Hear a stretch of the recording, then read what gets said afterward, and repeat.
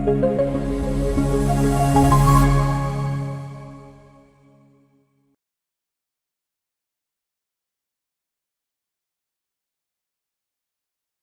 que ustedes tengan la posibilidad de poderlo volver de poder volver a revisar la grabación en el tiempo que se dé, ¿sí? Entonces no hay problema.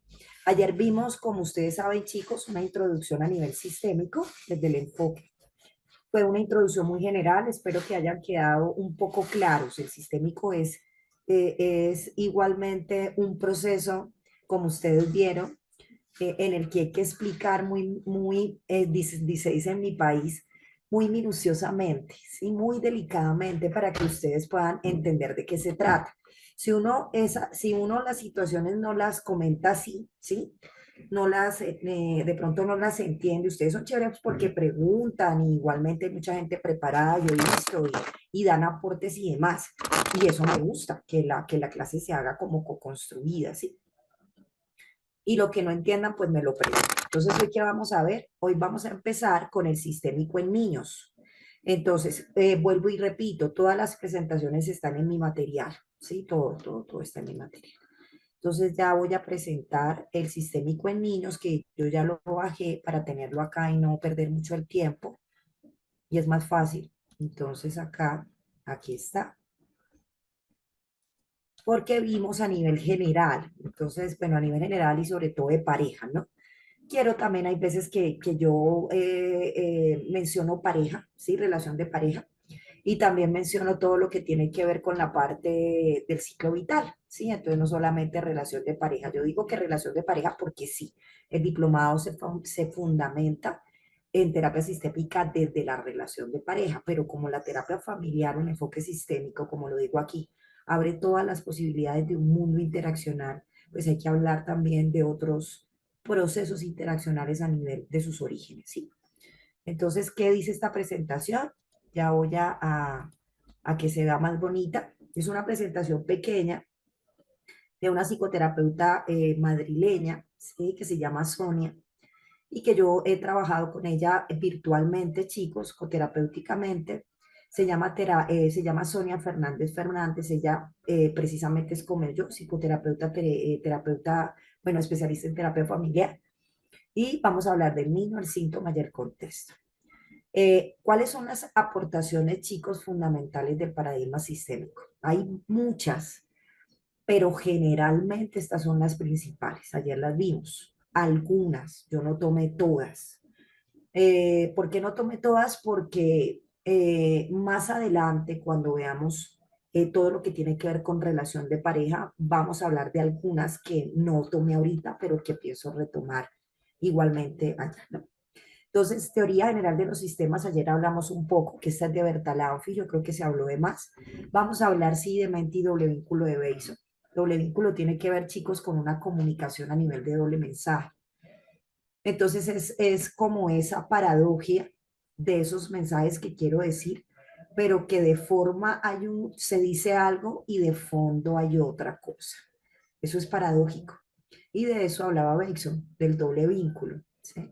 Por ejemplo, en mi tierra se dice, te amo pero te aporro, te aporreo, te amo pero te aporreo. Hablo de las personas que son de Manizales, las personas que son por ahí de Medellín, vi también algunos. Te amo, pero pues te hago daño, te amo, pero te maltrato. Eso es un doble vínculo, eso es un doble mensaje, ¿sí? Aquí se entiende así, Bateson lo llamaba así. Comunicación de Waslaw también, que tiene que ver mucho con la teoría general de los sistemas de Bertalanffy. Ayer también los vimos como los axiomas de la comunicación. El de Wayne no lo vimos, pero lo vamos a ver, no se me preocupe. Se llama pseudomutualidad. La pseudomutualidad tiene que ver mucho con que a veces los seres humanos nos mutuamos dentro de las relaciones interaccionales. ¿Qué es mutuar? Mutuar es pasar de un sistema de creencias a otro, pasar de una situación de reglas a otro, como un legado. Yo mutúo con respecto a mi experiencia, mutúo con mi padre y mi padre me dejó esa mutualidad para seguir, así sea disfuncionalmente, decía White. ¿Sí? Diferenciación emocional de Bowen, pues todo lo que tiene que ver, yo me imagino que ustedes lo han escuchado y los que no lo vamos a aprender acá, no, por ahí Ceci no se me ponga mal, que es Bowen. Entonces, ¿quién es Bowen? Bowen habló de la teoría del apego. Y en la teoría del apego, dentro del modelo sistémico, se habla mucho de la diferenciación emocional.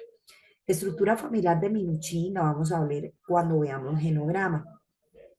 Ahí vamos a ver lo que hablábamos ayer, que hablábamos de reglas, hablábamos de límites, hablábamos de sistemas cuando hay un sistema de creencias demasiado fuerte. Y la parte narrativa, que es súper importante, sobre todo en niños, que es de White y Exxon. Yo utilizo mucho la narratividad y utilizo mucho todo lo que tenga que ver y que me ayuda a trabajar con niños, sobre todo, porque uno de los retos, yo creo que todo psicoterapeuta tiene, es trabajo con niños y adolescentes. Entonces utilizo mucho el juego, ¿sí? Con ellos. Utilizo mucho la paradoja, la contraparadoja, el cuento. Utilizo mucho el teatro, la arteterapia. Todo eso lo utilizo porque los niños no hablan. Hay niños que mutuan, pero también hay niños que por medio de su lenguaje no verbal, hablábamos ayer, dicen absolutamente todo. Entonces yo hago unos teatros en terapia impresionantes, donde papá y mamá también son parte de esa obra y donde a partir de pronto, cuando veamos las estrategias mucho más adelante, que vemos terapia narrativa, hay una estrategia que me gusta mucho que se llama la escultura.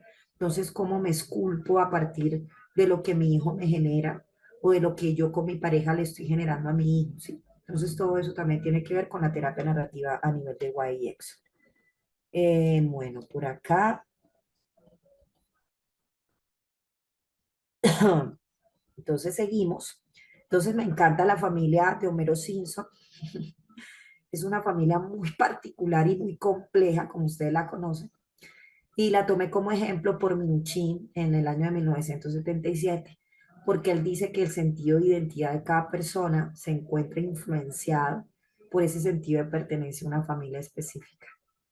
Y es cierto, la identidad es lo que no nace, se construye a partir del sentir de pertenencia en la cual yo me acomodo, pero también, como hablaba Piaget, también me adapto, ¿sí?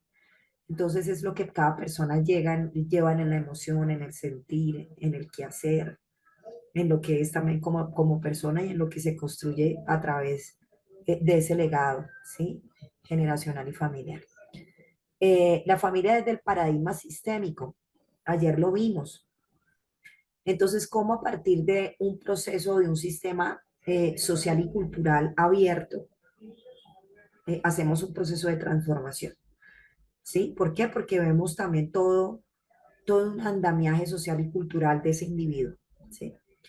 ¿Y por qué es abierto? Porque pues hay representaciones que están ligadas a ese sistema abierto, ¿sí? Este paradigma también se desarrolla a través de etapas evolutivas que exigen reestructuraciones.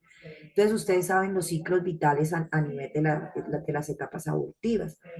Si hablamos de relación de pareja, tenemos que hablar de relación de pareja desde el noviazgo, luego de la relación de pareja, bueno, primero la etapa de conquista, luego la de noviazgo, luego la de matrimonio, luego la de viejitos. ¿Sí? Ese es un ciclo vital evolutivo que requiere reestructuración. Si hablamos de un ciclo vital, digamos, de papás, entonces papás con hijos menores, ustedes saben, con hijos menores, papás con hijos ya en una edad preadolescente, papás con hijos adolescentes, papás con hijos adultos y papás en lo que se llama el nido vacío, ¿no? Que son procesos igualmente que van y vienen a través de esos ciclos vitales. Y cómo esos procesos se adaptan y se mantienen continuamente y fomentan ese crecimiento psicosocial de los miembros. Entonces, cómo todos logramos mantenernos a partir de esa continuidad, pero todos también cómo crecemos psicosocialmente, cada uno desde nuestra parte para poder mantener ese sistema familiar. Bueno, etiología del paradigma, entonces hay algunas técnicas que se basan en las siguientes ideas. El sujeto está influenciado por su contexto, eso lo hablábamos ayer y hay una chica que también lo dijo, que dijo así, profe, el contexto es súper importante, ¿sí? E influye en este. Hay patologías, chicos, individuales que dice el sistémico particularmente a veces se hacen comprensibles observando esa patología individual, pero en el sistémico es importante observar esa patología individual en interacción dentro de un contexto también que para él, para la familia, es significativo. Entonces, por ejemplo, el contexto es un chico que es drogadicto, ¿sí? Y que lleva mucho tiempo en la adicción. Ese es el contexto en el que se maneja. Y que debido a esa adicción, ustedes saben que ellos sufren de alucinaciones, ¿no? La gran mayoría de adictos, por no decir que todos, alucinaciones auditivas, alucinaciones visuales. Entonces, ¿cómo es esa patología individual, la cual yo comprendo interaccionalmente cuando está la familia y él está en crisis dentro de un contexto que lo hace visible a través, digamos, de esa particularidad que tiene, ¿sí? El vicio dentro de su vida, ¿no? Y cómo es y cómo se logra el significado, porque aquí también se habla del significado, ayer lo vimos, y hace parte también de esa familia, porque no solamente se discapacita, cuando hablamos de discapacidad, el paciente, también se discapacita la familia. No solamente se enferma mentalmente el que llega a la clínica, entre comillas, psiquiátrica, también llega en particularidad y en interacción la patología con la que han crecido, ¿sí? Porque no se sabe cuántos años lleva este individuo con una depresión o con una ansiedad, hablando de patología, ¿no? O con un trastorno esquizofrénico. Entonces todos en la familia buscan adaptarse a ese proceso en el que se vincula también desde lo que yo puedo generar en ese patrón o en esa pauta que se mantiene. ¿Sí? Igualmente, estamos hablando de patología, podemos hablar de enfermedad, como una persona que ha sufrido, digamos, a mí me encanta la psiconcología y quisiera estudiarla mucho más a fondo, como un paciente con cáncer, un niño, estamos hablando en este caso de niños con cáncer terminal, puede ser parte de ese proceso también a nivel de contexto significativo para una familia que solo espera que se salve y cómo es comprensible a partir de ese significado propio interaccional para que ellos puedan comprender que tarde que temprano a nivel médico, en este caso, el niño se va a ir porque tiene leucemia y está ya, como se dice, se me pasó, diagnosticado, ¿no? Ya tiene un diagnóstico. Cuando la persona ya se va a morir, chicos, no me acuerdo ya, desahuciada. Sí, esa es la palabra. Eso trabaja la psiconcología, chicos. Entonces, la mente también es social, la mente da ciertos procesos a nivel explicativo, hay ciertos fenómenos mentales que no puede eludir al otro como causa y como efecto a la vez. Entonces, aquí no solamente se habla en particularidad de esa conducta asociada a ese fenómeno individual, porque por eso dice el sistémico, es interaccional y la mente no solamente es individual, la mente es un componente social y ese componente social va más allá de una causa y va más allá de un efecto para poder identificar también esa patología, si se llega pues, a algo patológico o algo que no es patológico. Bueno, se escuchan voces diferentes, de pronto es en el edificio, Maribel, porque aquí estoy solita, ¿sí? Si hay una enfermedad afecta al sistema porque hay un dolor y un sufrimiento físico y emocional. Sí, señor, Juan. Entonces continúo. Lo que yo les decía acá, ustedes conocen a Erickson, los psicólogos. Haley no creo que lo conozcan. Haley es un representante del modelo sistémico. Ellos dos chicos hablan sobre el ciclo vital y demuestran que este se haya pautado. Entonces, ciclos vitales, ¿cuáles serían, chicos? La familia de pareja, si hablamos de relación de pareja. La familia con uno o más hijos muy pequeños, en los que la diada madre-niño se evidencia de manera muy particular. Diada madre-niño, esa interacción en los primeros años de vida, ¿no? La familia del niño en edad escolar, luego de que es pequeño, la familia con edad, en edad adolescente, la fase de desvinculación de los hijos, lo que yo decía a nivel de todo lo que tiene que ver con nido así, y pues la nueva pareja para el hijo, ¿no? Digámoslo así. Aquí se habla de la fase de desvinculación de los hijos y la nueva pareja. ¿Qué podemos revisar a partir de allí? Que hay novedades significativas en estos procesos. Entonces, ¿cuáles son? Como por nombrar algunas, enfermedad o muerte que uno no lo esperaba dentro del ciclo evolutivo de los miembros, por ejemplo, muy prontamente. Un hijo adolescente, o mi mamá que igualmente está demasiado joven, o la enfermedad de alguien, ¿sí? Separación o divorcio son novedades a las que, o crisis normativas, yo digo, a las que nos tenemos que acomodar dentro de un ciclo vital. Cambio de residencia, ahorita hay mucho migrante. ¿Cómo es la vida de un migrante, chicos? ¿Sí? Ese cambio de residencia, de cultura, por ejemplo, todo lo que está pasando en Estados Unidos a nivel de inmigración. En mi país hay mucho colombiano por allá, mucha gente amiga que está sufriendo. Nivel económico, los mismos estudiantes que ahorita Trump no les da la posibilidad de poder tampoco estudiar por todo lo que conlleva también la parte política. Bueno, entonces dentro de las etapas del ciclo vital hay ciertas transiciones a nivel de estabilidad y cambio. Entonces estas transiciones son fluidas y también son difíciles. Y dentro de esa estabilidad y cambio se habla sobre flexibilización del sistema, ¿sí? Cuando hay una estabilidad, hay una flexibilidad, ¿sí? Y al darse la flexibilidad es porque hay una transición que es fluida, que es donde la familia experimenta de manera fluida unas nuevas pautas, ¿sí?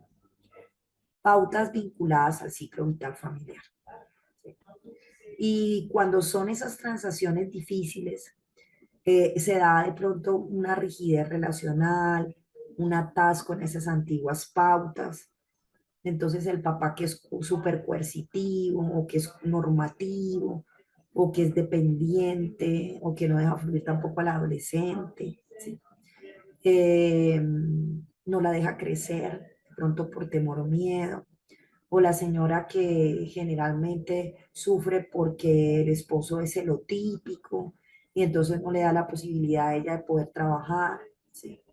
Otra crisis transaccional desafortunada es cuando el adolescente queda en embarazo a los 15 años y la niña está criando a otro niño. Entonces, crisis evolutiva de estrés normativo pasa, se asimila y no hace tanto daño. Pero crisis no evolutiva del estrés por trauma paranormativo, es lo que más o menos les acabo de mencionar. Hallis decía, espérate, si esto lo puedo, no lo puedo.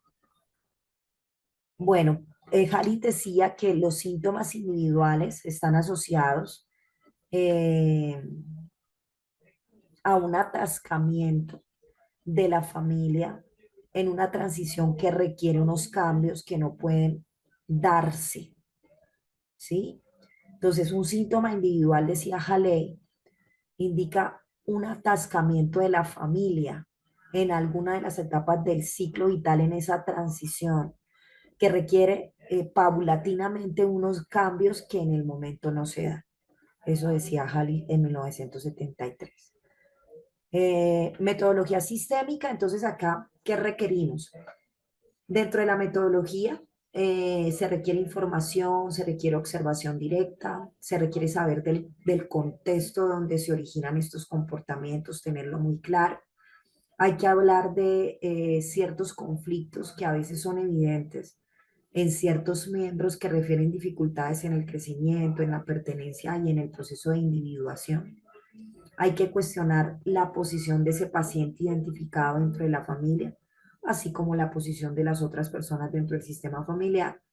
Y hay que activar los lados fuertes, dice Hale que todo núcleo social posee en su interior.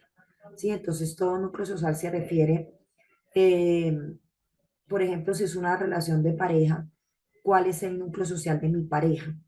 Además de la familia nuclear. Sí, ella, que la determina socialmente, igual que a mi esposo, que lo determina socialmente. Y eso hay que descubrirlo, ¿sí? En ser pareja, ¿sí? No en después, como le digo a mis parejas. Hay que conocer el hecho de ser pareja, como por tomar algún ejemplo. Bueno, acá. Sí, sí, Maribel, se escucha muy entrecortado, pero aquí la señal está bien. O sea, no me produce como, porque aquí me avisa cuando está intermitente. Igualmente tengo el video precisamente apagado, o sea, la cámara para eso. Sí, él nos habla y también lo vamos a bailar, Maribel, de Triángulos Perversos. Gracias, Gabriel. A ver, ¿cuándo trabajar con niños y con niñas en esta terapia? Esto es muy bonito. Chicos, generalmente que se trabaja en el sistémico, en niños. Yo tengo claro que se trabaja en el sistémico desde Jale, algún tipo de conducta sintomática o malestar físico o psicológico. ¿Cuáles podrían ser? Encopresis, falta de motivación en el colegio, miedos, como por nombrar algunas, insomnios, hiperactividad, se trabaja muchísimo, dificultades de aprendizaje, ahorita todo lo que tiene que ver con la tecnología, entonces la parte ansiótica también, abuso. Entonces, cuando un niño generalmente presenta conductas que están generando al resto de los miembros de la familia perturbación o imposibilidad de manejarlas, hay que trabajar con el niño. Por ejemplo, la ira, cuando un niño es oposicionista, una personalidad oposicionista, cuando el niño se inhibe a nivel de autoestima, por ejemplo, a nivel de proceso identitario, cuando el niño tiene conductas de riesgo. ¿Sí? Otro de los factores, cuando pertenece a una familia en la que existen dificultades relacionales graves y el niño está sufriendo las consecuencias, en este caso, que ahorita es, digamos, uno de los problemas en los que hay más índice en Colombia, es el divorcio difícil. ¿Sí? Cuando pertenece a una familia que atraviesa por algún tipo de acontecimiento estresante, lo que nombra ahorita, la migración, el duelo, una enfermedad, una muerte de un padre, por ejemplo, no esperada. Cuando se han vulnerado los derechos del menor y existe también la prescripción de un trabajo de evaluación de la familia, eso es a nivel pericial y forense, y la prescripción también de un trabajo forense o pericial. ¿Listo?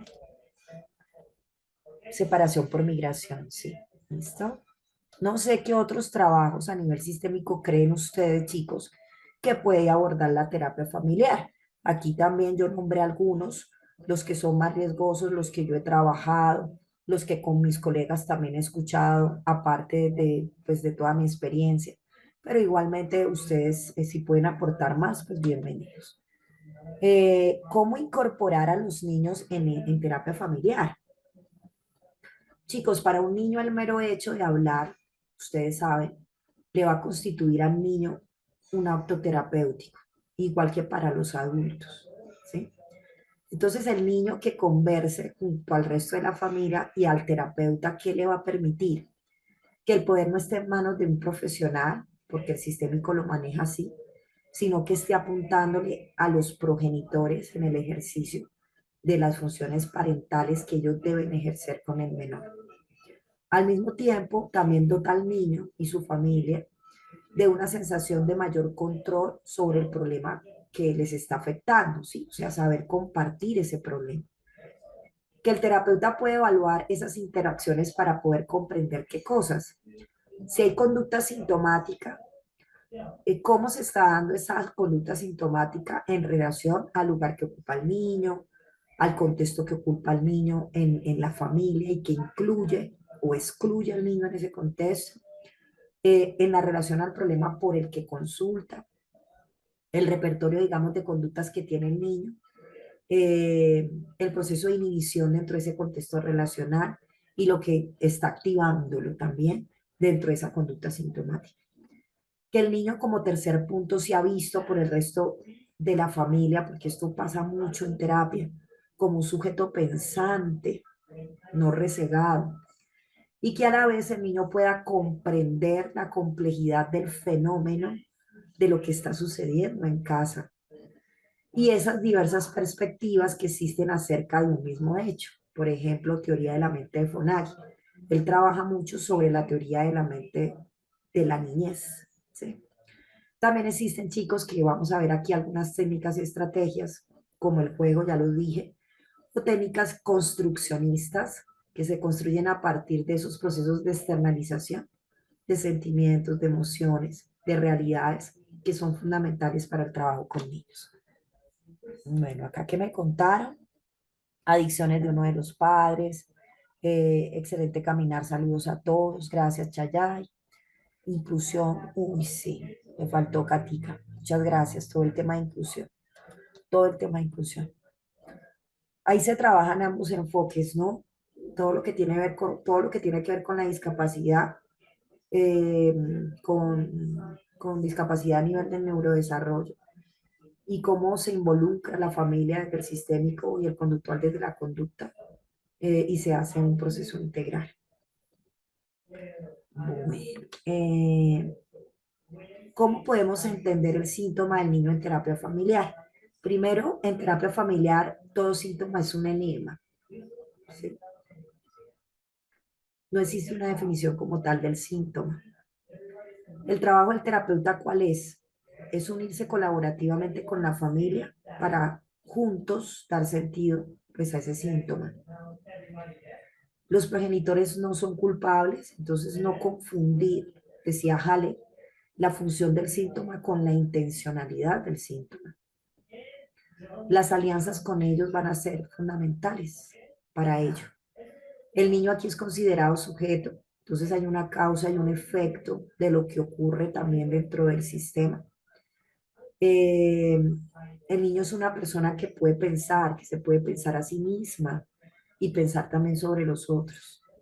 Y el síntoma en terapia familiar es un mensaje relacional que indica que el niño se encuentra con dificultades en ese continuo proceso de pertenencia, de autonomía, porque está pues en un juego a nivel de desarrollo. Entonces, quiere brindarle a sus padres, en este caso, un mensaje relacional con cierta dificultad porque pertenece autónomamente, pero no sabe en su juego cómo desarrollarlo. Algunos recursos, pues esto es en Madrid, entonces pues porque pues la presentadora que hizo esta lo hizo desde allá. Ustedes saben en cada país cuáles son las instancias eso, que pueden de pronto manejarse desde los procesos a nivel también con niños, ¿no? A nivel de derechos y demás. Bueno, ¿qué me dicen acerca de esta presentación? ¿Entendieron? ¿La comprendieron? ¿Tienen preguntas?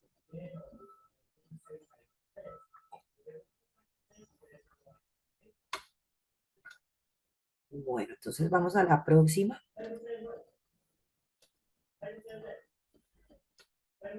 Y vamos acá haciendo un bagaje, digamos. Esta, no, esta todavía no es, chicos.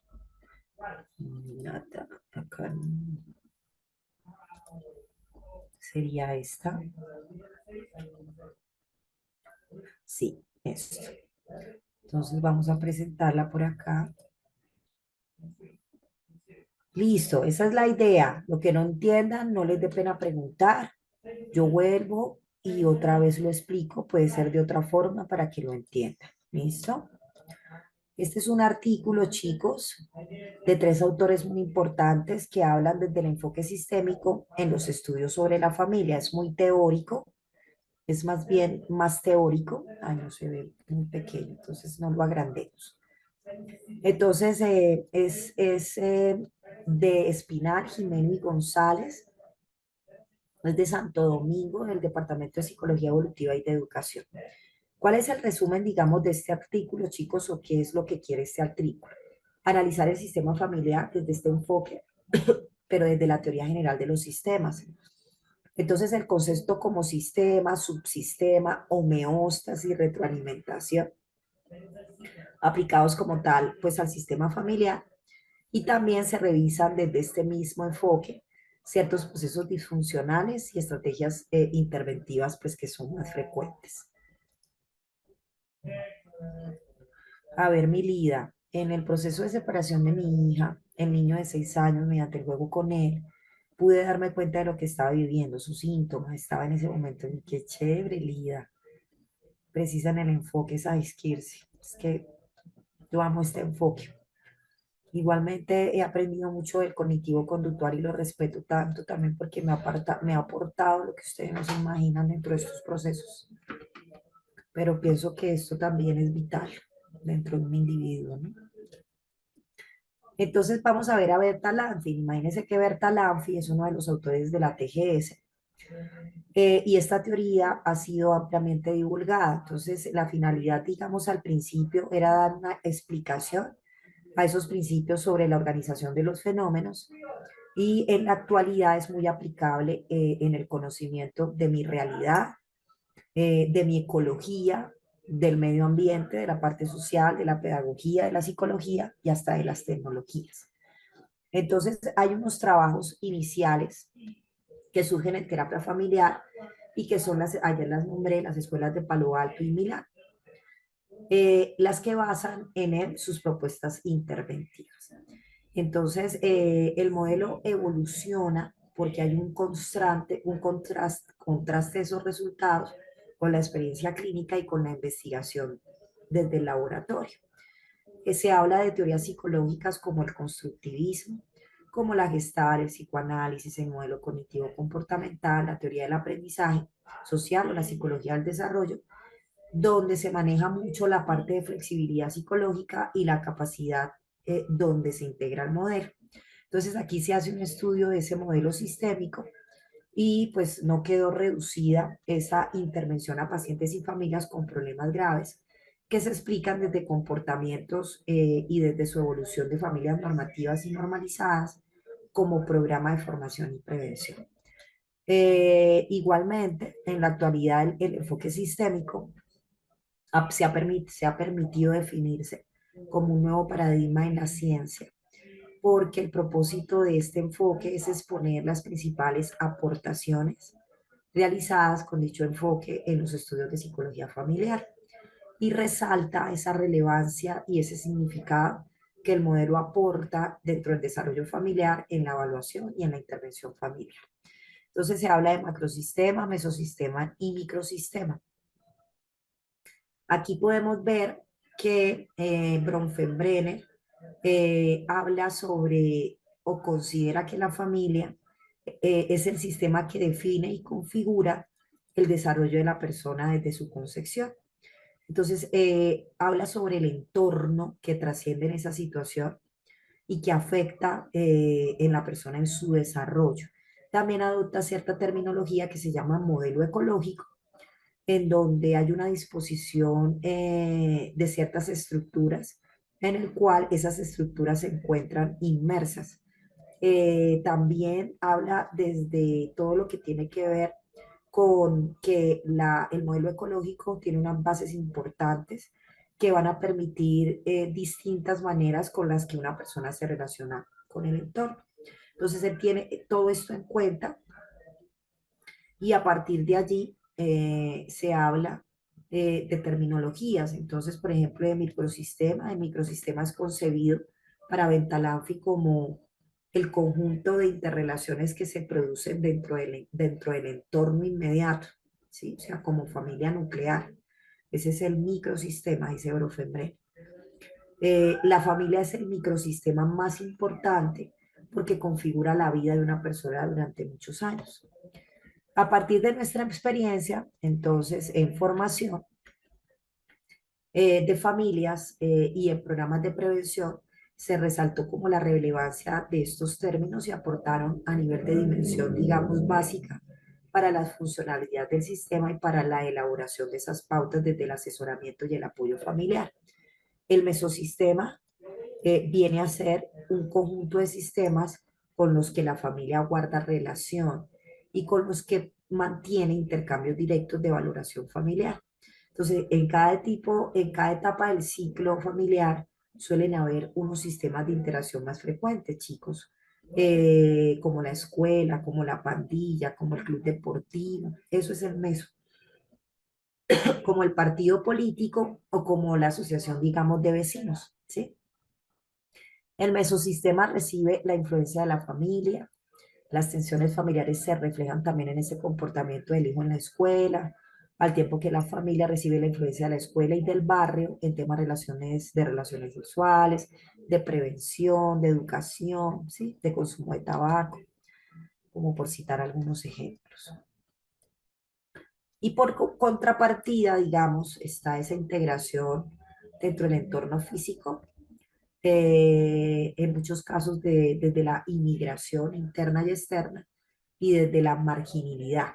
¿Sí? Es un aislamiento que se está facilitando en el deterioro del sistema por los recursos sociales reales, apoyos puntuales ante las dificultades, problemas familiares, como cuando una pareja no tiene con quién dejar a su hijo menor durante la jornada laboral. El macrosistema es entendido como el conjunto de valores culturales, ideologías, creencias y políticas de forma a la organización de la institución social. Entonces la cultura aquí predomina en el entorno familiar y también dimensiona en comparación con la cultura de origen de cada familia. Por ejemplo, acá es diferente una familia, yo lo comenté ayer, una familia costeña, una familia del interior, porque la cultura es diferente. Entonces, en los casos en que la divergencia, digamos, eh, entre ambas sea alta, como en el caso acá, voy a nombrar un caso de familias musulmanas que emigran a un país católico, las demandas de cambio que derivan del entorno pues van a constituir una fuente de presión nada fácil de asimilar. Entonces, ¿qué permite el modelo sistémico? Que se observe a cada grupo familiar desde una red social más amplia, donde se despliega, chicos, la propia autonomía como un todo, pero también permite analizar ese microsistema para poder integrar esos miembros del sistema, esos individuos, bien sean desde los subsistemas. El microsistema también hace referencia eh, a la familia, a la pareja, y a esa constelación, digamos, fraterna que son los subsistemas que se obligan, ¿sí? Por ejemplo, en su sistema conyugal se obliga, ¿no? Así sea una familia, como ellos dicen, que pasa de ser musulmana a una familia, digamos, católica. ¿Sí? Bueno, eso era como lo que quería aportarles a partir de acá, de este estudio. Eh, Bueno, acá hay unas palabras importantes también. Entonces, por ejemplo, definiciones desde la TGS, conjunto, estructura, persona, interacción, sistemas abiertos, propositivo, complejo.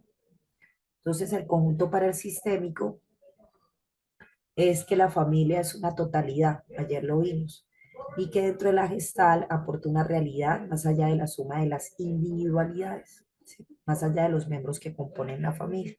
Entonces, esta totalidad se construye mediante un sistema, chicos, de valores y de creencias que se comparten, ¿sí? Y que vienen desde unas experiencias que se viven a lo largo de la vida, que tienen rituales, costumbres que se transmiten generacionalmente. Eh, otro término utilizado dentro de la TGS es estructurado. Entonces, aquí la familia lleva consigo una estructura y se habla de una organización de la vida cotidiana que incluye reglas de interacción y una jerarquización de esas relaciones, ¿sí? Entonces, como incluye reglas, también esas reglas regulan las relaciones entre las familias y también se habla de pertenencia y de exclusión a nivel del grupo familiar. Entonces, hay que conocer, digamos, todo lo que tiene que ver con reglas tanto explícitas como implícitas, que condicionan esas relaciones familiares, comprender a la familia y sentar la base de cualquier tipo de intervención. Las reglas suelen ser acordes con los miembros y con la propia problemática. También las reglas, me gusta esto, responden a las metarreglas, que son reglas de orden superior, como por ejemplo la que regula la posibilidad de cambiar o no las reglas, o como la que establece reglas diferentes en función del género. Entonces, cuando Waslavi, Wickham y Fitch hablan de la metaregla, es la que regula el cambio, que le da importancia, porque se opone, digamos, al cambio que bloquea el desarrollo familiar. La metaregla es un cambio que va a bloquear ese desarrollo familiar e incluso la posibilidad de cambiar. ¿Sí? Entonces, a veces mejora la calidad, digamos, del sistema. Eh, Sí, Estelita, la mutualidad la vamos a ver en caso cuando estamos, cuando más adelante, porque la mutualidad tiene que ver mucho con eso, con que yo mutúo generacionalmente, eh, digamos, un sistema de creencias vinculado a la primera generación o segunda generación. Eh, Se llama, el autor Bertalanffy se llama, y hay otros tres autores que son Wicklund y Fitch, aquí están Waslavic, Wicklund y Fitch, que también son sistémicos, y hay otro muy importante, que está por acá, bueno, Minuchin ya.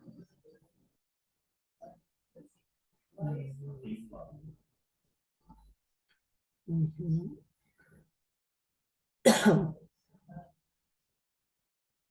No, esos son. Sí, sí, señor. Esos son. Bueno. eh, entonces, ¿qué más se habla? Pues que al hablar, digamos, de las reglas que funcionan, a veces pueden ser rígidas y que se manifiestan también dentro de la familia, porque a veces se perciben como una traición, ¿sí? Como una amenaza, como una intromisión. Y a veces se rechaza cualquier intervención guiada desde el exterior, como sucede con la terapia. Entonces, la estructura familiar se basa también desde unas figuras que asumen liderazgo y que ejercen cierta influencia en la elaboración y en el mantenimiento de la norma familiar. La estructura familiar es asimétrica, la funcionalidad del sistema requiere que así sea, porque existen ciertas competencias a nivel familiar, como el liderazgo, que a veces recaen en los adultos. ¿Sí? También se habla de familias caóticas, familias autoritarias, familias con modelos, digamos, familiares con más carencias para el desarrollo y pues familias con satisfacción también entre sus miembros. Persona desde la perspectiva sistémica se ha olvidado mucho el sujeto psicológico en aras de la relevancia, digamos, a la interacción. Entonces, la psicología familiar y la psicología del desarrollo ha retomado su papel dentro de la familia como un sujeto activo. Este sujeto modifica el sistema y cambia esas metas y esos procedimientos que se han mantenido sin que el sujeto quede reducido a un mero producto, digamos, como en otros enfoques. ¿Sí? Entonces, la principal, digamos, crítica hacia el olvido del sujeto psicológico surge de la terapia familiar, porque al ver los sentimientos de culpa que se generan en la familia, cuando se le asigna al sistema, digamos, la responsabilidad de la patología de uno de sus miembros, que es el paciente sintomático, la familia se resiste a asumir toda la responsabilidad de tener una hija anoréxica, una madre esquizofrénica o un padre con intento de suicidio. Entonces la crítica suponga que da una vuelta a la causalidad, porque esto es unidireccional e individual, y consciente de que no todos los miembros de la familia tienen el mismo poder para producir o generar el cambio. Entonces hay estudios de enfoque sistémico que reconsideran como tal el papel del individuo. Entonces en esta línea se mueve mucho el constructivismo, que es un paradigma, digamos, de gran relevancia en la psicología y que integra estos psicólogos sistémicos que estudian la familia. Entonces está Kiss, que él resalta mucho el papel activo del sujeto pues lo considera activo en tres dimensiones, como procesador de la información, como estímulo con impacto, digamos, en el resto del sistema y como sujeto capaz de desarrollar una comunicación.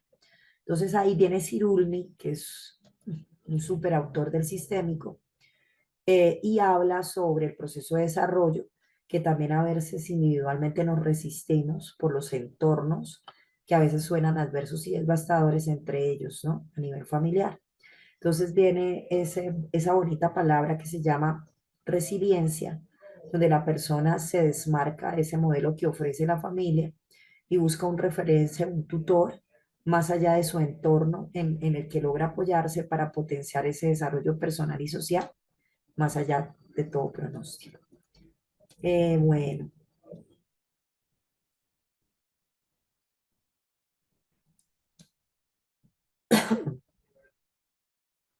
ujú. Bueno, propositivo lo vamos a ver más adelante. Interacción, pues ya lo hemos visto. El sistema abierto también. A ver, sus sistemas familiares, yo lo voy a hablar más dentro del genograma, lo de las constelaciones también.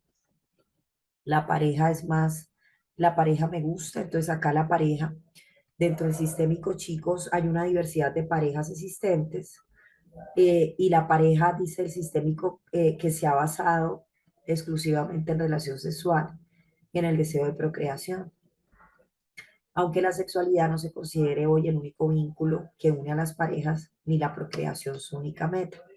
Entonces la pareja ha sufrido en las últimas décadas, si lo vemos así, cambios sustanciales. Podemos decir que hoy es, hoy un subsistema más deseado y más frágil. Al tiempo se han incrementado mucho las exigencias y expectativas respecto a la pareja. La pareja de procreación es la que da origen a la familia y a partir de ella se organiza todo el sistema familiar. Por eso se puede decir que es decisivo, siendo el subsistema que aporta más recursos materiales, madurez, cuidados, conocimientos a la familia. Recursos también que se comparten con todos, pero que en especial se destinan a los menores. Entonces, la pareja que configura, chicos, el proyecto de vida familiar, plantea metas, distribuye roles, formula normas, y ese es su sistema que tiene mayor poder en la familia. Entonces, no es de extrañar que la competencia familiar vaya asociada en primer lugar al hecho de que sea la pareja o en su defecto la generación adulta quien sustente la autoridad en la familia. Al tiempo, digamos, dependen también de la pareja dentro de un proceso educativo. Entonces hay otros procesos vinculados, comunicación, intimidad, red de apoyo y un clima familiar que es difícil de mantener y sostener. Entonces los vínculos entre la pareja son múltiples porque pues hay múltiples manifestaciones dentro de este subsistema.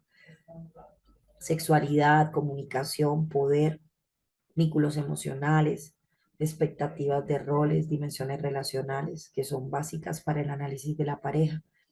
Y cada dimensión, digamos, tiene sus propias reglas y sus propios ¿qué? Límites.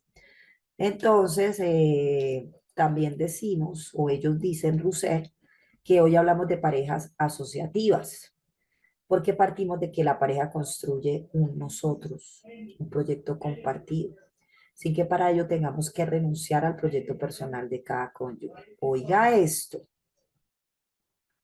pareja asociativa, dice Rousseau, pareja que construye un nosotros, un proyecto compartido, sin que para ello tengamos que renunciar al proyecto personal de cada cónyuge. Entonces la tarea de armonización no es fácil, ¿sí? Y es el creciente debido a esto el número de parejas que se rompen, porque existen muchos arquetipos sociales que siguen creyendo en la pareja, pues se cree en la pareja, aunque no tengamos la misma pareja para toda la vida. Entonces, ¿qué encontramos o qué se ha encontrado? El sistémico, que es difícilmente nos escapamos a todas las influencias que ejerce la sociedad, y esto se ha vuelto un desafío, que viene también desde el contexto social. Entonces, como que no se necesita hacer ciertos análisis que dan cuenta de esos cambios, en las últimas décadas en relación a las relaciones de pareja porque pues son mucho más vulnerables, la vida va más deprisa y las relaciones exigen también gratificaciones inmediatas. Las parejas que sufren, chicos, sufren el ritmo acelerado de vida, el poco tiempo dedicado a reflexionar sobre lo que se hace, por qué y para qué se hace. Y nos limitamos tanto al tiempo dedicado al encuentro con uno mismo como el tiempo dedicado al encuentro y reencuentro con el otro. Entonces, dentro de ello, se empiezan a manejar mejoras, pero no siempre como que sean buenas elecciones con respecto a ello. Y esto genera tensión, desorientación, se crece desde una pauta que se ayudan a tomar decisiones. Hay generaciones mayores también que sirven como para orientar esas generaciones jóvenes para asumir ese compromiso del matrimonio y de la paternidad como tal responsable. Bueno, esto es muy bonito para que ustedes se tomen el tiempo de poderlo leer después. Esta es otra parte. Según Ecusinato, aquí hay varios autores. Por ejemplo, voy a nombrarlos. Bueno, Alberti ya hablamos de él. Eh, Willy dice que el hecho de ser pareja conlleva una concepción nueva y que por tanto se consolida y hace falta construir el proyecto de pareja. Entonces, este proyecto cuando no se construye no se mantiene, si no es en un apoyo para el proyecto personal. Entonces, hay que consolidar un tipo de relación con ciertas características de un intercambio mutuo a nivel afectivo y comprensivo. Y también se necesita una valoración recíproca, ¿sí? Para poder mantener vivo el amor que sustenta esa relación y que uno busca dentro de la terapia como el equilibrio entre lo que se da y lo que se recibe, porque hay que preparar y hacer el camino para la convivencia que va asociada a la relación de pareja. Usinato dice que el sistema conyugal se considera como un binomio de ganancia-pérdida, es decir, en el que lo que para una de las personas es una ganancia, lo debería ser también para la otra. Y lo que un miembro pierde también supone una pérdida para el otro. Por lo cual hay una relación mutuamente interdependiente que obedece al principio de la reciprocidad. Entonces la reciprocidad en el sistémico es súper fundamental, es lo que define la armonía en los miembros de una pareja y va a facilitar, chicos, que haya un intercambio equitativo de comportamientos, ¿sí? Porque reciben proporción a lo que se da. Entonces las parejas con un nivel, digamos, de reciprocidad alto emplean tiempo en satisfacerse también mutuamente. Entonces se dedican espacios a la comunicación, garantizan ese intercambio mutuo, procuran enriquecerse y amplían las posibilidades de transmitir experiencias agradables. Por lo tanto, se necesita cultivar la relación, cuidarla y mantenerla para alcanzar la estabilidad. Y el amor se considera una condición necesaria eh, para construir la pareja y también para mantenerla unida, entendiendo el amor, como indica Stenberg, que yo lo he leído tanto con Marcelo Severio, como una mezcla de pasión, intimidad y compromiso, pero con unos componentes que también tienen que tener los mismos indicadores para los dos cónyuges, ¿no? Y de poco sirve un ramo de flores o una noche de pasión si no son interpretados por ambos como indicadores de amor. Hay altas exigencias y altas expectativas puestas en la pareja y tenemos la necesidad de armonizar los proyectos individuales entre sí y con el proyecto de pareja. Y esta armonía, chicos, se logra en un momento donde existen procesos de adaptación a los nuevos retos individuales y sociales que se nos plantean, ¿sí?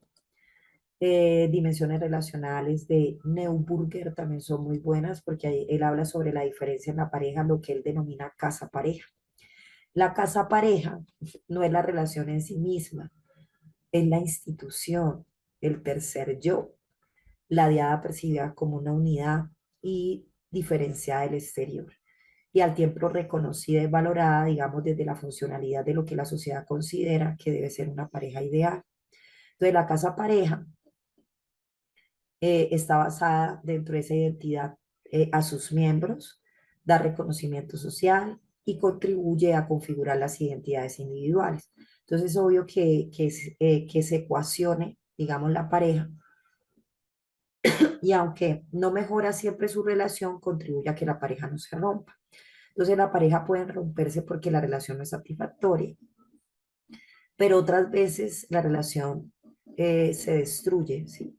Entonces la pareja se mantiene porque teme perder la casa pareja, es decir, la seguridad y la identidad que la pareja como grupo de pertenencia siempre nos aporta. A ver por acá.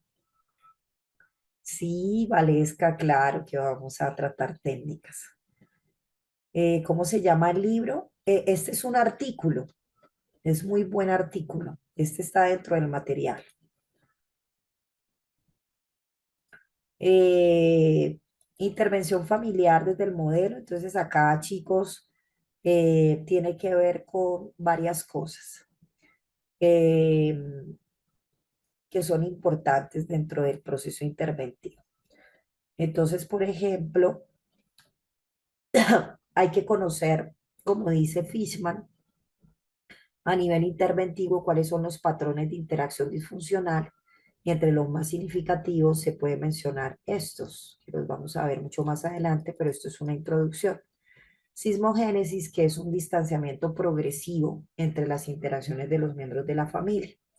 Entonces aquí a veces surge porque dentro de las relaciones de simetría, que ya vimos que es simetría, derivan en competitividad.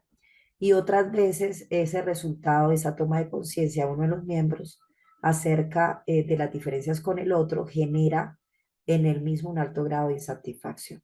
Entonces esa falta de interés y desconocimiento de los otros, dentro de ese descubrimiento de esas diferencias a las que se responde con intolerancia, son las relaciones que alejan progresivamente a los miembros de la familia. Entonces aquí que se puntualiza sin llegar como tal a ese distanciamiento progresivo que se llama sismogénesis, que no es disfuncional, sino todo lo contrario, constituye una acción en la que muchas familias, por su propia idiosincrasia o por la etapa evolutiva que atraviesa, niñas, usted, es que tenía esto, ay, ya lo apago, yo pensé que lo tenía ya, se sienten cómodas, satisfechas y competentes. Intricación es otro término de la intervención. Entonces, este término, chicos, hace referencia a las relaciones que se caracterizan por una excesiva proximidad entre sus miembros, llegándose a anular el yo de cada uno de los miembros, no respetándose ni la intimidad ni la autonomía de cada uno de ellos. Entonces, las relaciones de fusión son el ejemplo más significativo. Son esas relaciones, bueno, vamos a ver genograma y ahí estas relaciones de implicación se llaman límites súper amalgamados dentro de una relación. Sí, entonces no existe esa proximidad moderada porque pues se vuelve disfuncional, y en el caso, digamos, de ese distanciamiento moderado, una opción que prefieren muchas familias a lo largo de todo su ciclo vital o en algunas etapas también del mismo. Sobreprotección, no, rigidez. Hace referencia a aquellas relaciones de distribución de roles o normas establecidas que son inamovibles. Hay un límite rígido, ¿sí? Y en ocasiones incuestionables, como yo lo diga, a la hora que yo lo diga, rechazando cualquier propuesta que suponga un cambio, principalmente inaceptable por quien de manera implícita o manifiesta ostenta esa máxima autoridad en la familia. Entonces, aquí que se tiene en cuenta por causas externas o internas, que todas las familias están sujetas al cambio y que esa rigidez suele ser un obstáculo claro para la funcionalidad familiar. Sobre protección, entonces acá se puede hablar de un tipo de interacción que lleva como abogar las demandas de autonomía de esa persona protegida, genera sentimientos de baja competencia, desvalimiento, y es una relación de dependencia y a veces hasta de codependencia mutua, en donde la necesidad, chicos, de sobreproteger necesita del otro es porque necesita ser protegido, y ambos dependen altamente del otro para dar sentido a su vida. Entonces la relación puede desembocar en la anulación de la persona protegida o en la aparición de una crisis cuando la persona protegida busca un distanciamiento o busca otro protector.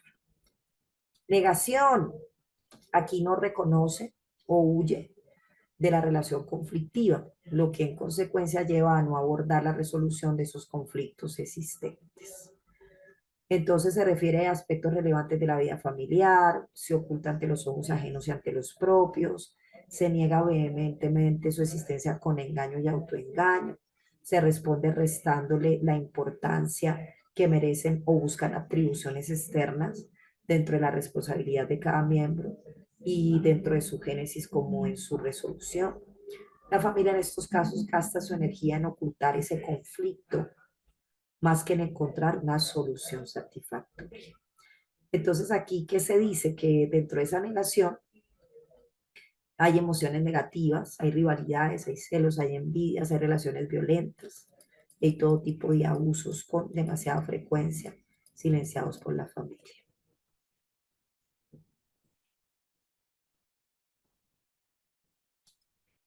En la fusión no se sobreprotege.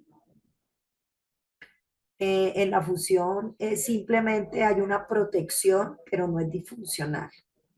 En la sobreprotección eh, sí hay una disfuncionalidad, porque no deja ser al otro, en todo sentido.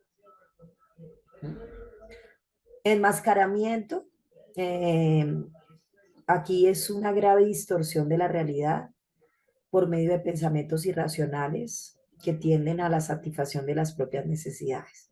Entonces, aquí esto cuando sucede, chicos, cuando, por ejemplo, por inseguridad personal, necesidad de afecto, para sentirse útil o para esconder la insatisfacción personal y familiar, se enmascaran estas con obsesiones por la limpieza y el orden, y se asume un rol de máximo interés por la familia, pero sabemos que detrás de esa preocupación se esconde el rechazo y con frecuencia la intención de hacerle sentirles culpables. Entonces, un tipo de enmascaramiento que con frecuencia aparece en las familias con patologías es el dominado, lo que yo llamo ahorita doble vínculo. Entonces, se refiere a esas relaciones diádicas de dos y es una ocultación de intensas emociones negativas hacia el otro, aunque con apariencia de afecto y protección. ¿Sí? De forma una cosa, pero de fondo otra, chicos, en la que se suma el mensaje implícito de no clarificar la contradicción establecida. También hablamos del doble vínculo cuando mandamos a los hijos mensajes persistentes y contradictorios de sumisión y autonomía.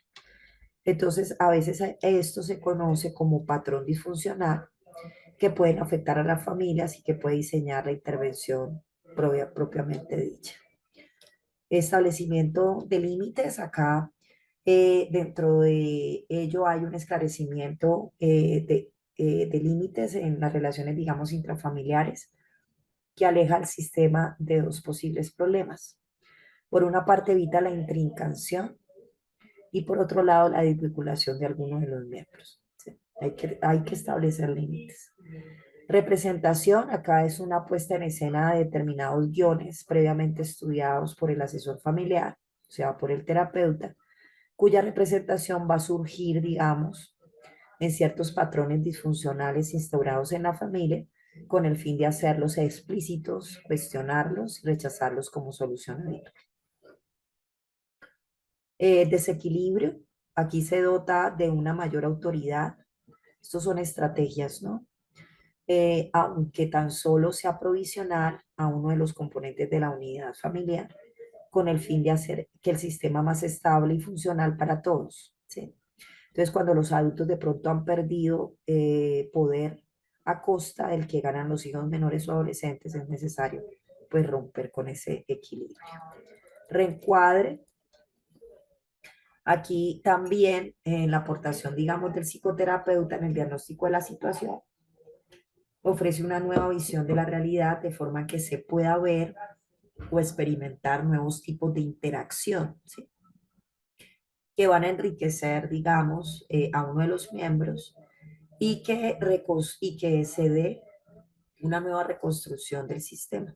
Entonces aquí es cuando cada miembro de la familia tiene una idea diferente de lo que significa amor o de lo que significa apoyo mutuo. Entonces es necesario como reconocer esa percepción de todos y ofrecer una nueva percepción, a eso se le llama recuadre del amor y del apoyo existente o deseado.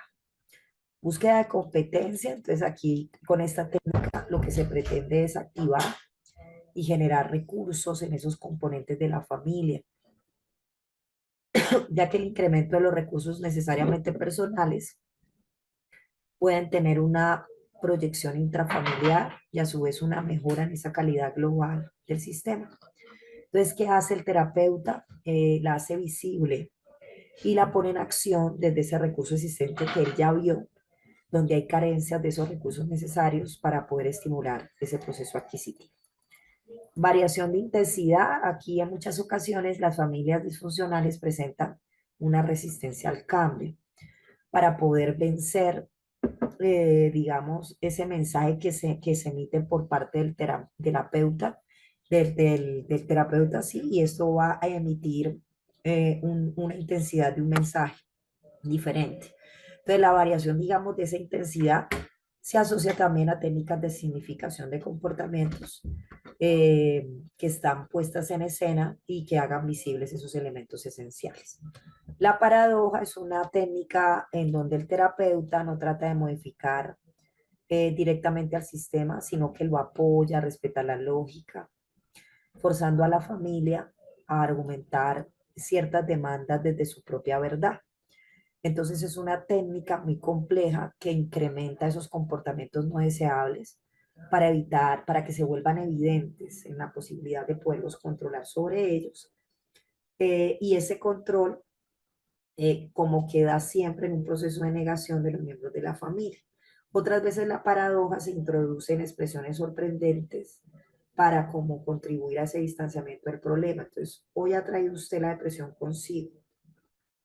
¿Dónde la lleva? A ver, cuénteme. Es sin duda la técnica más compleja de aplicar. Entonces, conclusiones, pues aquí hay algunas.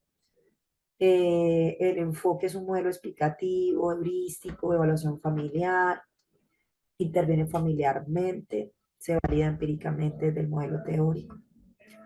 Está inmersa dentro de una cultura, se da en un entorno cambiante, se tienen en cuenta los cambios sociales, las relaciones con otros sistemas, circunstancias, mesosistema, va a facilitar la comprensión del funcionamiento, digamos, con otros recursos. Eh, Pertenecemos a la familia desde siempre y también hay una pertenencia real o simbólica donde se mantiene durante toda la vida. También se establecen vínculos que están en la base del sistema familiar, que son biológicos. Hay vínculos legales, económicos. Se da una red, digamos, de intercambios de carácter circular que tiende de pronto a perpetuarse. Se habla también sobre la teoría general de sistemas, digamos, desde la utilidad y desde el funcionamiento de las familias y desde la normatividad. Entonces, cuénteme cómo les pareció,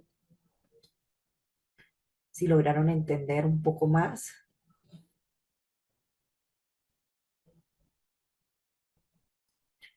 Bueno, aquí vamos chicos poco a poco.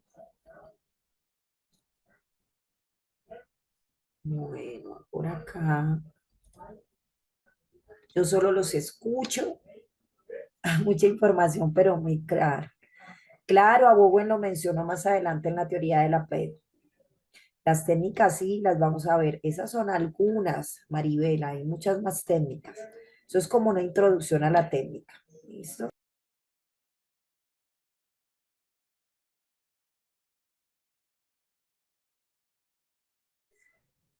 Bueno, entonces voy a ver otra presentación. A ver. Bueno, entonces ciclo vital y relaciones de pareja. Seguimos. Ah, no, espérense que antes tengo esto, chicos. Vamos a mirar. Esta es conceptos de la teoría general de sistemas, chicos. Ya la voy a presentar. No que esta es de Prexi, pues es pesadita, pero pues ahí tenemos. Vamos a mirar si creo que sí me la vale por acá.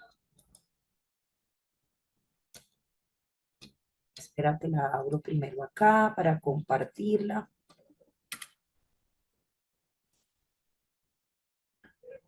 porque me parece importante dejarla acá lista. Espérate un momentico. Pues imagínate que me duele muchísimo la voz, Adri, la garganta. Pero bueno, ahí voy, ahí voy. Quiero hacerle hasta las 8. ¿Sí? En un momento estuve en una terapia de pareja que la terapeuta estaba la paradoja en el proceso terapéutico. El asunto es que desde mi experiencia bien el fin es evidencia subyacente. Me confundía mucho y no le entraba sentido, no me encontraba sentido. ¿Será Alejo que la hizo bien? Aquí les voy bueno, cuando veamos paradoja como estrategia, vamos a ver unos ejemplos dentro de unos estudios de caso y tú vas a poder analizar si la terapeuta lo utilizó bien. ¿Sí? Ahí vamos poco a poco. Sí, Maribel, duele mucho la voz. Pero bueno, vamos a hacerle otro ratico. Le doy hasta las 8, chicos, le doy hasta las 8, porque sí me duele mucho. O sea, vamos a mirar por acá. Ah, yo creo que ya abrió la presentación, entonces estaba por acá. Vamos a ver. No se demora un poquito por lo que es presentación de Prexi. Ay, no me abrió rápido.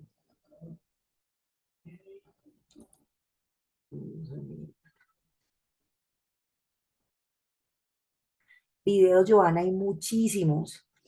Dentro del material, yo voy a colocar en el Word, porque no los coloqué, todo lo que tiene que ver con enfoque sistémico a nivel de videos para que ustedes puedan, y son más o menos, ¿qué te digo yo? Como unos 8 videos de terapia sistémica. Eh, entonces, eso lo voy a colocar en el Word, ¿listo? Para que ustedes lo puedan como revisar y entender más a fondo. Bueno. Entonces, teoría general de sistema. Y mira, a mí me encantan los mapas, ¿no? Ya se dieron cuenta. Entonces, imagínate todo esto tan largo. Espérate, chicos, busco un vasito con agua. Yo hablando aquí como loca, chicos. Bueno, sí. A ver, este mapa mental es muy importante. Es un mapa mental de la presentación que les voy a hacer. Entonces, vamos a hablar un poco de la teoría general de sistemas. Aquí está, en resumen, la teoría general de sistemas, que desde Bertalanffy hay una clasificación de sistemas. ¿Sí? Entonces, Bertalanffy habla sobre los sistemas. Dentro de la clasificación de sistemas están los elementos del sistema, las características principales del sistema y la clasificación del sistema. ¿Cuáles son los elementos? El input, el output, la caja negra y la retroalimentación, que ya los vamos a ver. Características: sinergia, recursividad, caja negra, entropía, negentropía, homomorfismo, isomorfismo, equifinalidad, teleología, homeostasis. Estas son características principales. Clasificación: está sistema cerrado y sistema abierto. La clasificación según previsión, tenemos lo probabilístico y lo determinista. La complejidad está entre lo descriptivo, lo complejo y lo simple. ¿Sí? Hay digamos, dentro de la clasificación, todo lo que tiene que ver con la descripción, con la complejidad y con la simplicidad. Sí, ya, listo. Bueno, a partir de allí, ¿qué podemos encontrar? Pues teoría general de sistemas, chicos, es una metodología para identificar, para planificar, para diseñar, para construir y para modelar sistemas. Esto que permite, chicos, describir e integrar esos componentes de un sistema con el fin de cumplir un objetivo súper preestablecido. Para entender la teoría de sistemas, ¿qué se necesita? Pues conocer cómo se conforma el sistema y cuáles son sus propiedades. ¿Por qué está conformado ese sistema? Y cuáles son las propiedades que componen como tal o que conforman ese sistema. Sistema es un conjunto de partes coordinadas en interacción para alcanzar un conjunto de objetivos. Ese es el significado de sistema, chicos. Conjunto de partes que se coordinan interaccionalmente para alcanzar un conjunto de objetivos. Su sistema. El subsistema es un conjunto de elementos y de relaciones que van a responder a esa estructura y a esa función especializada dentro de un sistema mayor. ¿Sí? ¿Cuál es el sistema mayor? ¿Cuál es el sistema mayor? Pues el más grande, ¿no? El sistema familiar. ¿Y cuál es el subsistema? Sus sistemas, como yo les decía, el subsistema puede ser el subsistema conyugal. Entonces, ese subsistema conyugal tiene un conjunto de elementos, está determinado por una relación, responde a esa estructura también, tiene como pareja una función especializada y le cumple el sistema pues, más grande, el sistema familiar. Clasificación de los sistemas. Entonces los sistemas se clasifican según su definición, según su origen y según su relación con el medio ambiente. Según su definición, entonces se pueden agrupar en reales, en ideales y en modelos. ¿Sí? Entonces, ¿cuáles son los sistemas reales? Son los independientes por parte del observador. ¿Sí? O sea, son los que presumen una existencia, pero son independientes por parte del observador. Los ideales son esas construcciones simbólicas, como lo es la matemática y la lógica, digámoslo así, son simbólicas, ¿sí? Simbología, digámoslo así, abstracto, subjetivo, y eso es lo simbólico. Y el modelo es la abstracción, digamos, de la realidad, ¿sí? En donde se combina esa parte conceptual, lo que caracteriza también todo lo que tiene que ver con objetos, ¿sí? Entonces, cuando yo, digamos, trabajo el proceso de modelización, digámoslo así, dentro de la familia, veo, ¿sí? Esos procesos reales a partir de esa conceptualización y de esas características que dentro, digamos, del plano interventido no se ve a características de los objetos, no, sino la característica de lo que puntúa esa realidad, ese modelo de realidad del cual la familia está viviendo conceptualmente para cada uno de ellos. ¿Sí? A partir de allí, los sistemas según su origen. Los sistemas según su origen pueden ser naturales o artificiales. Entonces existe una distinción que está orientada a una dependencia o no en su estructuración por parte de otros sistemas. Entonces, ¿cuál es el origen? Natural o artificial. Hay distinciones, digamos, que son a veces, como yo lo digo aquí, que dependen de cómo hay distinciones que no son estructuradas, ¿sí? Pero que son parte también del sistema. Según su relación con el ambiente, entonces hay un sistema cerrados, ya los vimos ayer, que son aquel que el medio les afecta, ¿sí? Y que son conocidos, digámoslo así. Y abiertos que se dejan influenciar externamente y dependen también de factores externos, ¿sí? El entorno de un sistema, que es lo mismo, cuando se habla de entorno, se habla del contexto. Entonces se define como la línea, digamos, que separa el sistema de su entorno o el supersistema, ¿sí? Es algo independiente, chicos. El entorno es igual que el contexto, entonces por eso se dice que el contexto separa, digamos, ese entorno y ese contexto se le llama también en el sistémico supersistema y se define, digamos, desde lo que le pertenece y lo que queda fuera de él. Lo que le pertenece como sistema a nivel de contexto, entorno y de supersistema y lo que está fuera de él, ¿sí? Lo que la familia no determina como contexto, lo que la familia no determina como su entorno, lo que la familia no determina como su supersistema. Por ejemplo, hay familias que tienen familia externa, extensa, pero no la consideran como si fuera parte de su contexto y de su entorno. Puede ser una mamá, un papá, un hermano, ¿sí? El medio laboral en el que trabaja. Simplemente dice que es una parte donde económicamente brilla la parte económica, pero más allá de tenerlo como una fuente a nivel de un sistema contextual que le aporte fuera de lo económico, ¿sí? Como por hablar de algunas cosas. La teoría general de sistemas maneja varios enfoques. Entre lo que se considera el enfoque reduccionista de la ciencia y la integracionista o sistemático, ¿sí? Nosotros normalmente hablamos del enfoque, digamos, reduccionista de la ciencia y poco del integracionista, ¿sí? Investigativamente sí hay mucho dentro de la teoría general, pero se habla más desde la reducción. Entonces, este enfoque reduccionista tiene que ver con la subdivisión, digamos, del todo y el estudio de esas subdivisiones. Y el enfoque integracionista tiene que ver con el análisis, digamos, de esa totalidad del sistema, de los componentes, de los aspectos, digamos, también que tienen baja frecuencia, bajos estudios, digamos, y de sus interrelaciones, ¿sí? Entonces, a veces se reduce y a veces se integra, como yo digo. Principios de la teoría general de sistemas, entonces tenemos principio del holismo, principio de la entropía, de la negentropía, de la recursividad y de la homeostasis. Principio de holismo. Cuando se habla de holismo, se habla dentro del sistema de una acción combinada.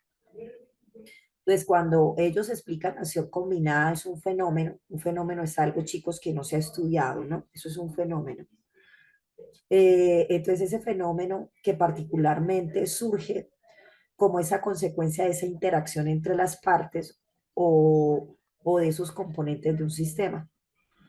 Otra palabra que se utiliza es el conglomerado.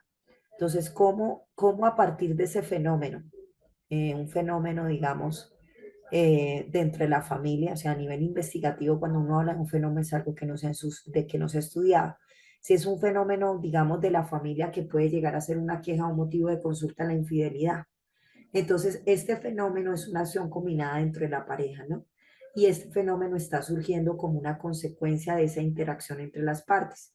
Y es un componente también de ese sistema porque es conglomerado, ¿no? Esa infidelidad. Ese es un principio de holismo. Principio de entropía. Aquí es un deterioro que pasa dentro del sistema y que ocurre en el transcurso del tiempo por el funcionamiento, digamos, del mismo deterioro del sistema, ¿sí? Entonces los sistemas altamente son entrópicos, o sea que tienden a desaparecer por el desgaste generado como el resultado de su propio proceso sistémico.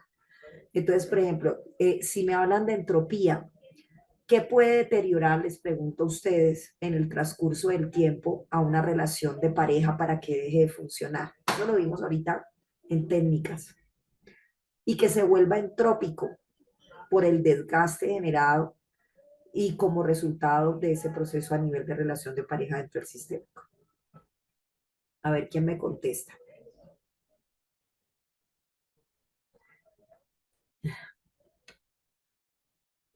Muy bien, la rutina, el nido vacío, la comunicación, todo eso, chicos, forman parte del principio entrópico. ¿Sí? Eso es lo que ustedes tienen que ver. Cuando uno hace la lectura sistémica, revisar desde el fenómeno que tiene que ver con el motivo de consulta o la queja, cómo es el principio entrópico. Si hay principio de entropía, rigidez, comunicación, falta de empatía, hasta sexualidad, chicos. Esto es amor, todo eso. Bueno, ay no, iba por acá. Principio de negentropía. La negentropía tiene que ver con esa energía que el sistema importa al ambiente para mantener esa organización y ese poder, digamos, de sobrevivir. Entonces, a nivel, digamos, de relaciones de pareja, cómo estamos desarrollándonos dentro de esa relación para que dentro de ese ambiente a nivel organizativo no se vuelva rutina, no se vuelva rutinario y podamos, entre comillas, mantener la organización y poder sobrevivir ante ello, ¿sí? Entonces, esas energías negentrópicas están también habituales dentro de la relación de pareja fuera del contexto familiar. ¿Qué hacen ustedes dentro de la relación de pareja fuera de criar a sus hijos? O vienen y me dicen, no, doctora, lo que pasa es que imagínense que mis hijos ya crecieron, ya se casaron y nosotros fuimos pareja por nuestros hijos. Nunca fuimos pareja, realmente pareja. Lo que nos unía después de 50, 40 años eran nuestros hijos. Entonces, el amor se perdió porque nos dedicamos a la crianza. Entonces, eso es la negentropía, ¿sí? Es esa energía vital dentro de ese ambiente afuera, ¿sí? A nivel organizativo, cómo sobrevivo en esa relación. Principio de recursividad, aquí ahorita lo hablamos. Proceso que hace referencia a la introducción de los resultados de las operaciones de un sistema en el mismo, es decir, retroalimentamiento. ¿Sí? ¿Quién me lo explica? Porque yo ya lo dije ahorita, lo del proceso de recursividad, si lograron entenderlo.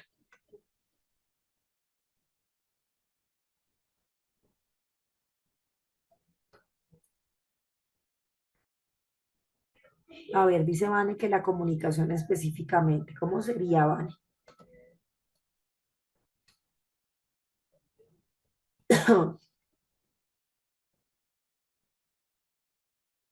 ¿Recuerdan ese principio de recursividad que expliqué ahorita en el artículo?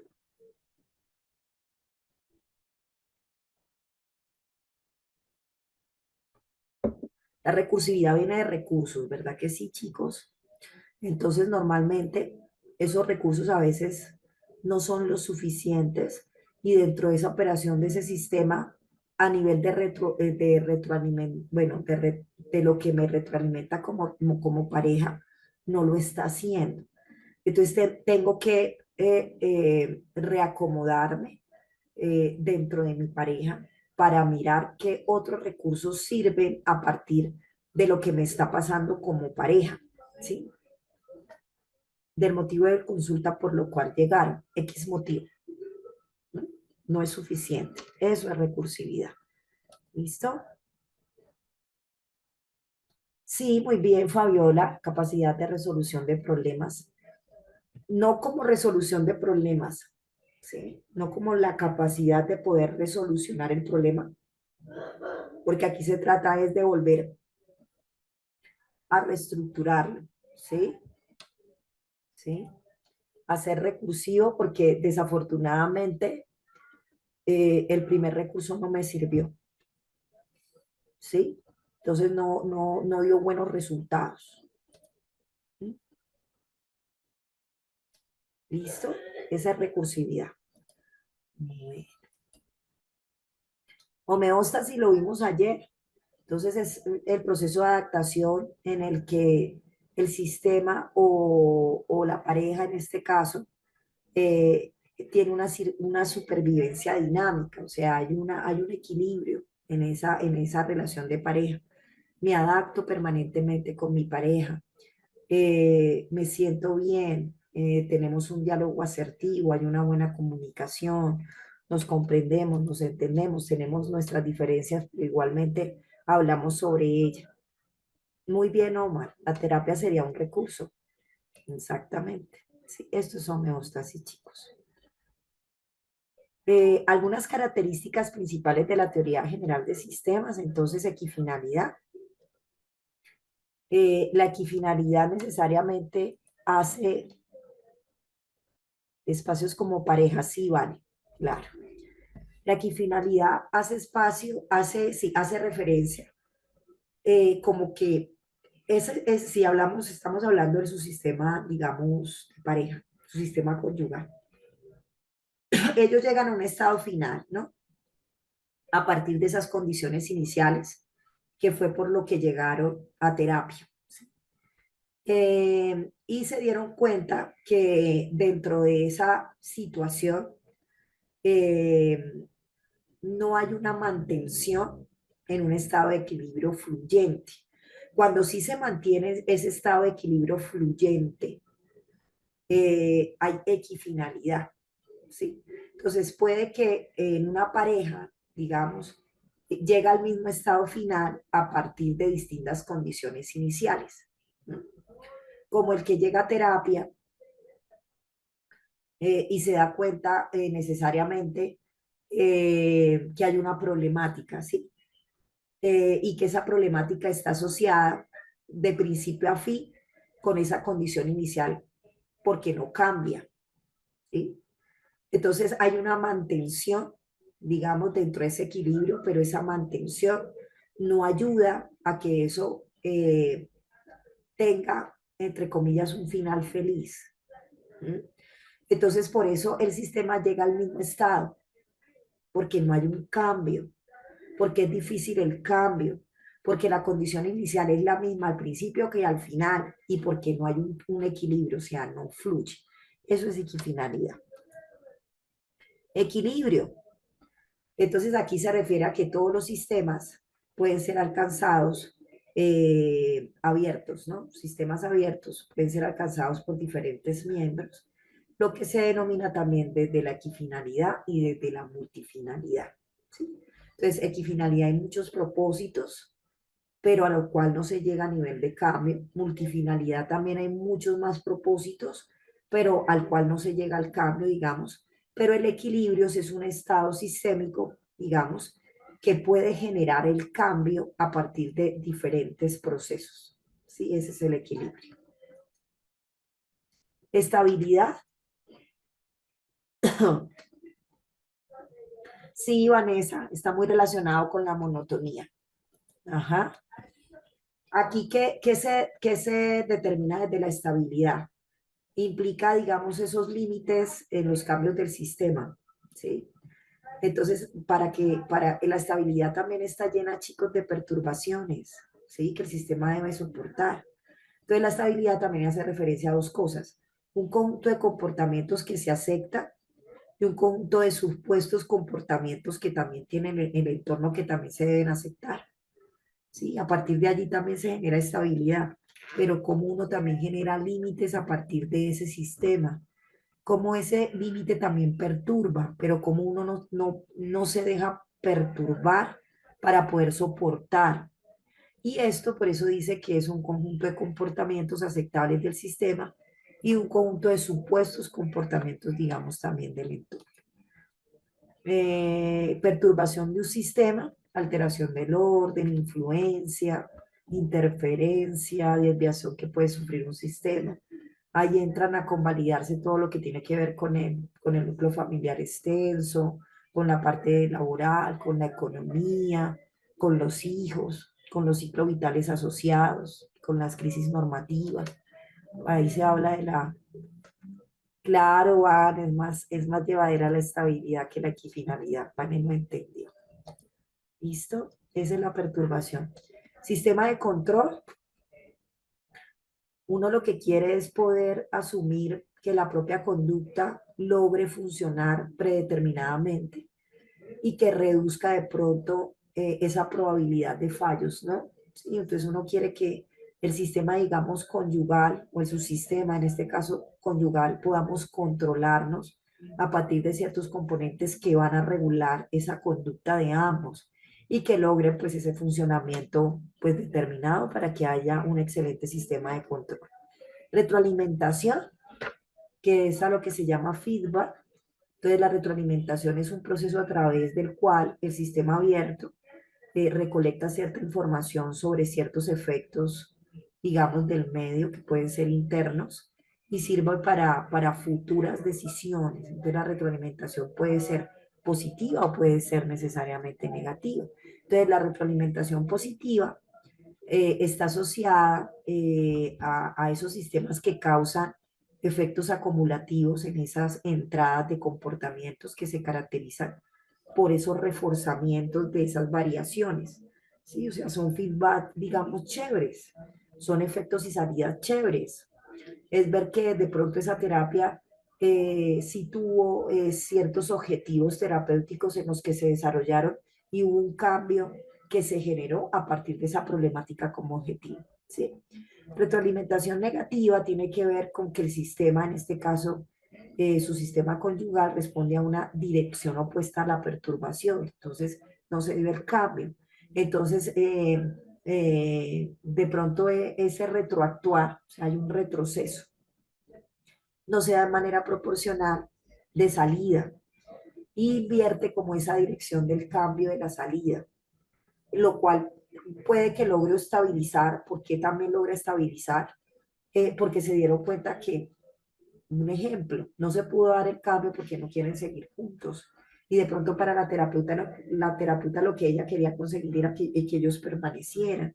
Pero no es un objetivo terapéutico de la terapeuta, es un objetivo terapéutico que se dio y que pudieron desarrollar también negativamente, porque pues no se mantuvo la relación, pero se estabilizaron a partir de ese propio entendimiento de poder decir, no continúo contigo porque pues ya no te amo, por ejemplo. ¿Sí? Ya simplemente es un apego, ¿sí? Más allá de, bueno, cibernética. La cibernética es la ciencia que se ocupa, esto sí es muy matemático, de los sistemas de control y de comunicación en las personas y en las máquinas. Sistemas de control. ¿Cómo controlo yo el sistema? Y se estudia y aprovecha esos aspectos y esos mecanismos comunes. Eso es cibernética. ¿Cómo controlo el sistema a partir de algo que se llama bien bonito la sistémico, la comunicación? Y cómo aprovecho esos aspectos, y cómo estudio esos aspectos que pueden, yo digo, hacer engranaje dentro de ese mecanismo a nivel sistémico, conyugal en este caso. ¿Listo, chicos? ¿Entendieron? ¿Comprendieron? Igualmente lo vamos a ver cuando veamos casos mucho más desde la aplicabilidad, pero traté de ser un poco menos técnica para que ustedes lo pudieran como entender y comprender y pudieran más allá de poder como facilitarlo. Sí, sí, sí, fue rápido, pero claro. Igualmente, si en la próxima clase quieren que lo vuelva a retomar, pues yo lo vuelvo a retomar. De pronto algunas palabritas que no quedaron como claras, me dicen, profe, ¿me puedes volver a explicar, no sé, equifinalidad? O me puede volver a explicar entropía, ¿sí? Entonces yo vuelvo y retomo. Entonces, chicos, muchas gracias. No, Maribel, a ustedes por estar acá.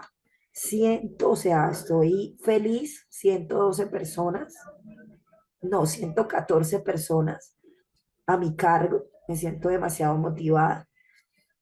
Por eso pensé en ustedes. Yo digo, no, yo tengo que llegar y por lo menos dar 2 horas completas de clase para que quede por ahí una horita y poder pagarle así sea de a 10 15 minutos, o sea, 10 15 minutos diarios. Entonces mañana nos vemos Dios mediante, espero mejorarme. Si no me mejoro y amanezco, pues no es muy bien, chicos, o amanezco así igual, pues ahí le vamos haciendo de a poco, sí. Muchas gracias por todo y igualmente espero que descansen y nos vemos mañana a la misma hora y por el mismo canal. ¿Listo? Muchas gracias, chicos. Espero mañana ya poder estar súper bien y continuar la clase normal. Gracias, chicos. Bonita noche. Espero que descansen. Sí, voy a